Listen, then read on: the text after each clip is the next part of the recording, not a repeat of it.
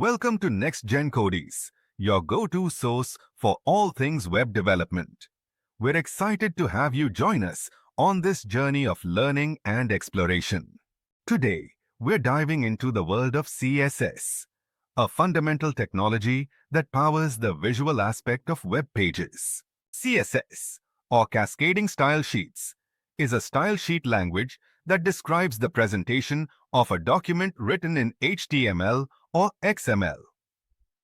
It defines how elements should be rendered across various media, making it an essential tool for web designers. CSS can be implemented in three different ways: inline, internal, and external. Each method offers unique advantages and can be used based on the specific needs of your project.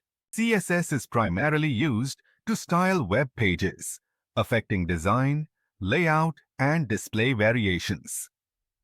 Understanding CSS syntax is crucial, as it allows you to specify which elements in your HTML should be styled. Let's look at a simple example of CSS in action. Here, we define styles for paragraphs using CSS properties like color, text alignment, font family, and font size. The result of our CSS styling is a visually distinct presentation of text, showcasing the power of CSS in transforming web content. Inline CSS allows you to apply styles directly within HTML elements.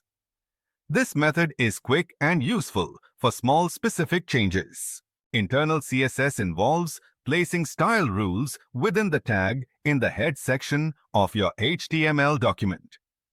This approach is ideal for styling a single page. External CSS is the most efficient way to manage styles across multiple pages. By linking to an external style sheet, you can maintain consistency and simplify updates. Thank you for watching. Stay tuned and subscribe to NextGenCodies for more insightful videos on web development. We look forward to seeing you in our next session.